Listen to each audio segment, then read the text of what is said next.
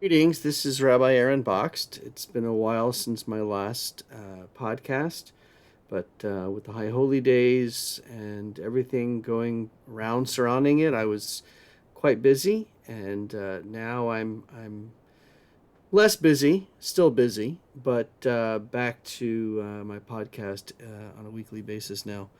Um, it's October 10th and it's 1:50 p.m. in the afternoon Eastern Standard Time, and obviously what is on everyone's mind these days, Jewish and not Jewish, is what's going on in Israel.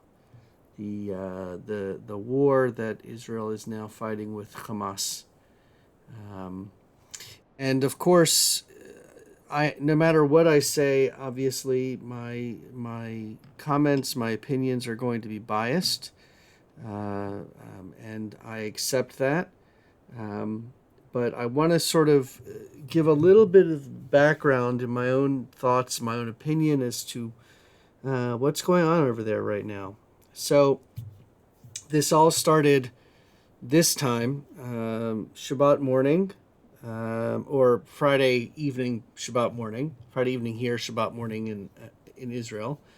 Hamas terrorists infiltrated Israel shortly after um, shooting off a round of an intense round of rockets in various different places in Israel, southern Israel, and there was ground, air, and also, uh, I believe, water attack as well.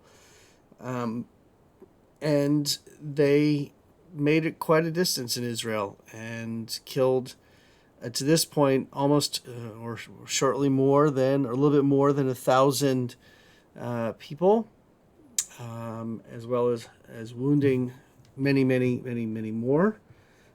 Israel, of course, is now has declared war against Hamas and is fighting back in the Gaza Strip.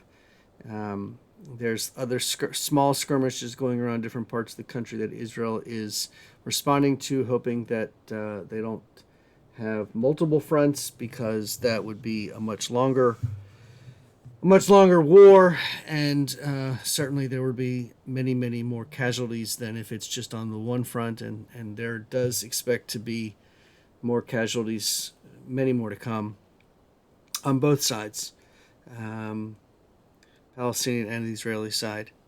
And obviously, there's also the numbers are skewed depending on who you ask, with somewhere around 150 hostages being held in the Gaza Strip by Hamas, and Hamas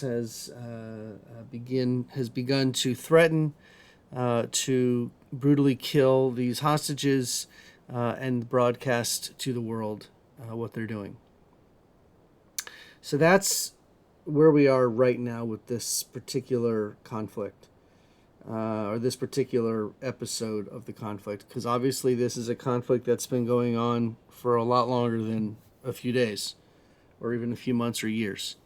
Um, but what I want to do is I want to sort of take a step back and look at this from a humanitarian, not a humanitarian, but I want to look at this from the lens of what exactly is occurring. Okay?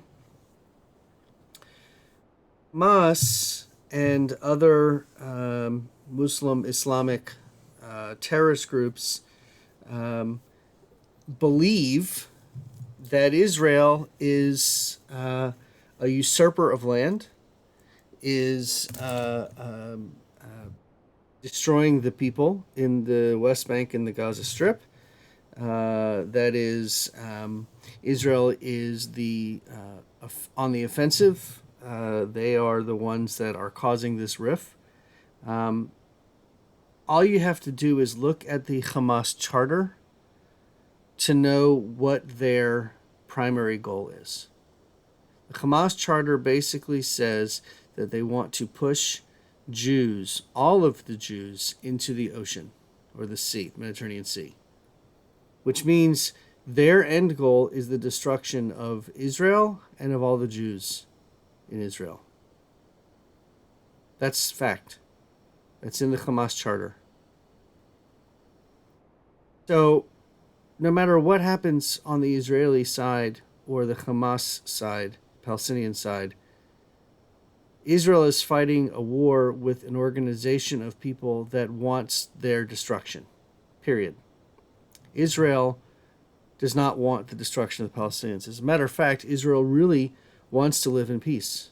Golda Meir very famously said, "You can't negotiate with people who are more interested in killing you than protecting their own people."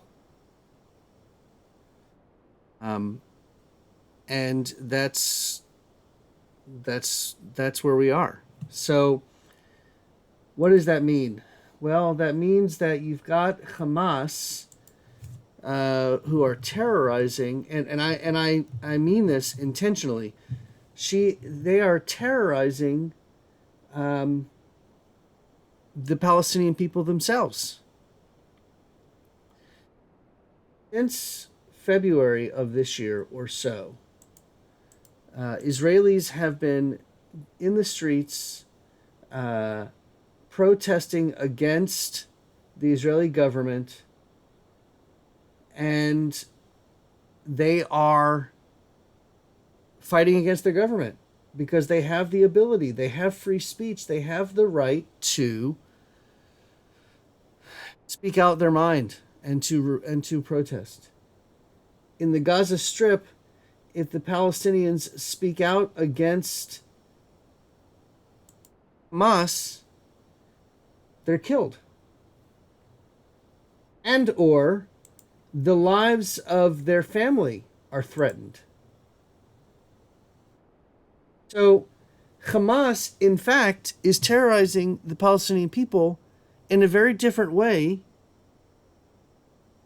than anybody is considering.